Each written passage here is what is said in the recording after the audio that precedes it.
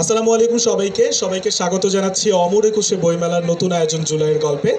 আজকে আমাদের সঙ্গে উপস্থিত হয়েছেন বৈষম্য বিরোধী ছাত্র আন্দোলনের আহ্বায়ক এবং কিছুদিন আগে বাংলাদেশের ইতিহাস পাল্টে দেয়া যে গণ অভ্যুত্থানটা ঘটেছে, যাদের নেতৃত্বে আমরা গণ অভ্যুত্থানটা ঘটিয়েছিলাম, সেই মানুষগুলোর একজন হাসনাত আবদুল্লাহ আজকে আমাদের সাথে উপস্থিত হয়েছেন।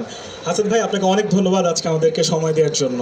আমাকে আপনার এখানে গল্প বলার সুযোগ করে দেওয়ার জন্য আপনাদেরকে ধন্যবাদ। এবং এই ধরনের আমাদের কালচারাল অ্যাক্টিভিজম এগুলো অব্যাহত থাকুক এবং শুরু করার জন্য হাসান ইমাম সহ আপনারা যারা আছেন এবং যারা উদ্যোগ নিয়েছেন তাদেরকে সবাইকে ধন্যবাদ জানাচ্ছি।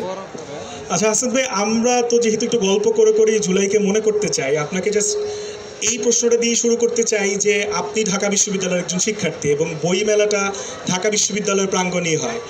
গত বছর পর্যন্ত বইমেলা এবং এই বছরের বইমেলার পার্থক্যটা আপনি আসলে কিভাবে দেখছেন? আচ্ছা, গত বছর না, শুধু আমি বইমেলাতে সর্বপ্রথম আসি 2016 সালে। 16 সাল পরবর্তী বইমেলাগুলোতে একটা, আপনি যদি দেখেন, একটা সাটেল একটা পিনাট্রেশন ছিল, ফেসিস পিনাট্রেশন। মানে এটা একটু আপনাদের মনে আছে কিনা যে বইমেলাটা লেখকদের ছাপিয়ে এক ধরনের ইনফ্লুয়েন্সার, তারপরে এক ধরনের যারা মিডিয়া ব্যক্তিত্ব, একটা সেলিব্রিটিজম, অর্থাৎ লেখকদের ছাপিয়ে লেখক সত্তার বাহিরে গিয়ে এই বইমেলাটার দখলদারিত্ব তাদের কাছে চলে গিয়েছিল। এবং তাদের রুট যদি আপনি দেখেন, তাদের রুট হচ্ছে এক ধরনের একটা সার্টেন ক্লাসকে তারা সার্ভ করতো, ওই সেলিব্রিটিজমের জায়গাটা যারা ছিল। এই বছরের বইমেলাতে গত বছরের বইমেলাতে একটা তুষামদি ব্যাপার ছিল। মানে গত বছর বা তারও কিছু বছর আগে, মানে 16 থেকে শুরু করে আমি যে বইমেলাগুলো দেখেছি, একটা তুষামদি একটা ব্যাপার ছিল। লক্ষ লক্ষ দিস্তা কাগজ নষ্ট করা হয়েছে বা হতো, যে শুধুমাত্র তুষামদি করে, ব্যক্তি পূজা করে, অথবা একটা কার্ড ফিগার বানানোর মধ্য দিয়ে একটা গোষ্ঠীকে, মুজিবকে এখানে প্রচার করার মধ্য দিয়ে, প্রচারণা করার মধ্য দিয়ে খণ্ড খণ্ড, শত শত খণ্ড আপনি দেখেন। মানে এটা আলটিমেটলি কি হয়েছে, সব কিছু ফল হয়েছে। কিন্তু এই বছরের যে স্বতঃস্ফূর্ত অংশগ্রহণটা, আপনি জানেন যে আমাদের সেন্সরশিপের যে বিষয়টা ছিল ব্যাক দেন ইন, আপনি যদি আপনার ভাষণ পড়েন জন মিল্টনের, যেখানে বলা হয়েছে যে আপনার যে কোনো ধরনের বইকে সেখানে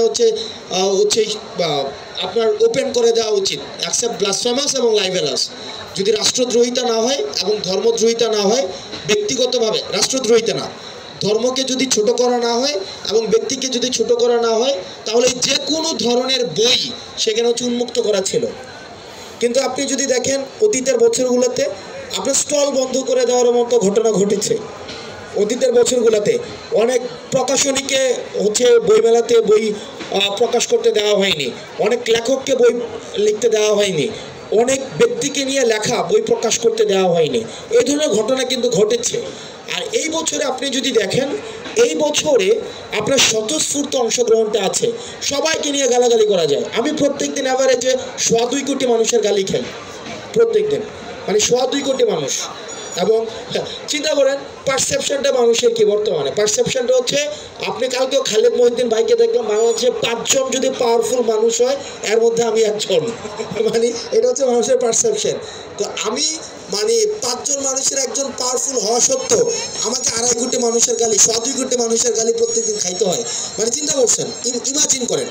আর আপনি চিন্তা করেন, আপনি জাস্ট 5 আগস্টের পূর্বে আওয়ামী লীগের ওয়ার্ড পর্যায়ের একজন নেতা সম্পর্কে আপনি ফেসবুকে একটা মতামত লিখতে আপনার 3 বার ভাবতে হয়েছে। তো ওই যে স্বতঃস্ফূর্ত অংশগ্রহণটা, ডেলিভারেট অংশগ্রহণটা, যেটা অনেকদিন অনুপস্থিত ছিল, এটার উপস্থিতি আজকে আমরা এখানে দেখতে পাচ্ছি। না, আপনি যেটা বলছিলেন আমার কাছে সেই জিনিসটা মনে হচ্ছিল যে গত 15 বছরে এক ধরনের কালচারাল জায়গা থেকে বাইনারি অপোজিশন তৈরি হয়েছিল। আমার প্রশ্ন হচ্ছে, যখন জুলাই আন্দোলনটা শুরু হলো তখন কিন্তু আওয়ামী লীগ সরকার চেয়েছে বাইনারি জায়গা থেকে এই আন্দোলনটিকে একটি ইসলামিস্ট আন্দোলন কিংবা এটি একটি জঙ্গিবাদী আন্দোলন, যেটা এখনও তারা বলে যাচ্ছে, সেই জিনিসটাকে ডিল করে অন্তর্ভুক্তিমূলক একটি আন্দোলন করাটা তো ওই সময় খুব চ্যালেঞ্জ ছিল। সেটাকে আপনারা আসলে কিভাবে সে সময় ডিল করেছিলেন? দেখেন, আমাদের দেশে একটা বুদ্ধিজীবী, দেখেন বাংলাদেশে বুদ্ধিজীবী বলতে আমরা কি বুঝাই? বাংলাদেশে বুদ্ধিজীবী বলতে আমরা বুঝাই, সে ধরেন শাহবাগে যাবে, অথবা ওই যে আপনার একটু রাবিন্দ্রিক হবে, তারপরে হচ্ছে ধানমন্ডিতে একটা ইয়ে আছে না যে রবীন্দ্র সরোবরে যাবে, বুদ্ধিজীবীরা স্যুট টাই পরবে, দাড়ি থাকবে না, মানে বুদ্ধিজীবী ইন্টালেকচুয়াল। আপনি দেখেন আমি বললাম যে ফুচকা, তেঁতুল, এগুলো বলার সাথে সাথে কিন্তু আমার মাথায় একটা ছবি আসে না? ফুচকা, ঝালমরিচ, কাঁচা কি বলা যায় ওই যে মশলা, কাচ্চি বিরিয়ানি, একটা ছবি কিন্তু আপনার মাথায় আসে। মানে শব্দের ছবি উৎপাদন করার একটা ক্ষমতা আছে। এবার দেখেন আমাদের দেশের বুদ্ধিজীবী বলতে এটা বলার সাথে সাথে আপনার মাথায় কিছু ছবি আসে, এর মধ্যে একটাও দাড়ি টুপিওয়ালা মানুষ নাই, আছে একটা কিন্তু দাড়ি টুপিওয়ালা মানুষ আসে না। কারণ দাড়ি টুপিওয়ালা মানুষ ধরে নেওয়া হয় তারা হচ্ছে দ্বিতীয় শ্রেণীর নাগরিক, মানে বুদ্ধিজীবীর সাথে তারা যায় না। তারা ওয়াজ মাহফিল করবে, তারা হচ্ছে একটা মিলাদ পড়াবে, টাকা নিবে, তাদের জীবনেই তারা রাষ্ট্র নিয়ে কথা বলবে না, দর্শন নিয়ে কথা বলবে না, ভবিষ্যৎ নির্মাণ নিয়ে কথা বলবে না। এবং তাদেরকে সবসময় ভয় পাওয়া হতো, ওই যে বলা হইতো, যেমন আমাদেরকে কনস্ট্যান্ট বলা হইতো যে আমরা ইসলামিস্ট। এবং আপনি যদি ইন্ডিয়ান ন্যারেশন দেখেন, ওয়েস্টার্ন ন্যারেশন দেখেন, এই আন্দোলনটা কিন্তু বলা হইতেছে কি, মানে ইসলামিক আপরাইজিং, বলা হইতেছে কি rise of Islamism, rise of extremism. তাহলে আপনি দেখেন মানে একটা সাটেল একটা পিনাট্রেশন চলতেছে, মানে এক্সট্রিমিজম এই ব্যাপারটা শুধু ইসলামের সাথেই যায়। Anywhere in any part of the world you will never see আপনার rise of Hinduism, rise of Buddhism, rise of something কখনোই দেখবেন না। তার মানে এই ব্যাপারটাকে এইভাবে ইনক্লুড করা হয়েছে। তার মানে ওই বাস্তবতা থেকে আপনি একটা দাড়ি টুপিওয়ালা মানুষকে আন্দোলনের সামনে রেখে আন্দোলন করা ওয়াজ এক্সট্রিমলি চ্যালেঞ্জিং। আপনি সেটিংটা দেখেন, অর্থাৎ 15-16 বছরে আমাদেরকে খাওয়াইছে কি দাড়ি টুপিওয়ালা মানুষ, এরা হচ্ছে কি সমাজ, তারপরে সভ্যতা এবং প্রগতিশীলতা, এই বিষয়, এই যে প্রগতিশীলতা, এটা তো একটা মানে শাহবাগী একক দখলদারিত্ব একটা শব্দ। মানে প্রগতিশীলতা হচ্ছে কি হুজুরদের সাথে যায় না, ইসলামীদের সাথে যায় না, ব্যাপারটা তেমনই ছিল। ওই অবস্থায় আপনি দাড়ি টুপিওয়ালা মানুষকে সামনে রেখে আন্দোলন করা, এটা একদম মানে ক্লোজ টু ইম্পসিবিলিটি ছিল, অলমোস্ট ক্লোজ টু ইম্পসিবল, অসম্ভব ছিল। তো সেই জায়গা থেকে আমরা বারবার যেটা চেষ্টা করেছি এই আন্দোলনটাকে ওপেন রাখার জন্য। আপনি যদি আমাদের লিডারশিপ সাইকেলটা দেখেন, আমাদের লিডারশিপ সাইকেলটা কিন্তু ওপেন ছিল, এটা কিন্তু সেন্ট্রালাইজ ছিল না। এটা যে কেউ মানে এনিওয়ান ক্যাপাবল তারা হচ্ছে কি লিডারশিপটা কন্টিনিউ করতে পারতো। যেমন আমাদেরকে ধরে নেওয়া হয়েছে, বাধ্য করছে আন্দোলন হচ্ছে ডিবিআরওন একটা, আমি আমার এই পর্যন্ত আন্দোলনে কোনো স্ক্রিপ্ট ব্যবহার করি না এখনো পর্যন্ত।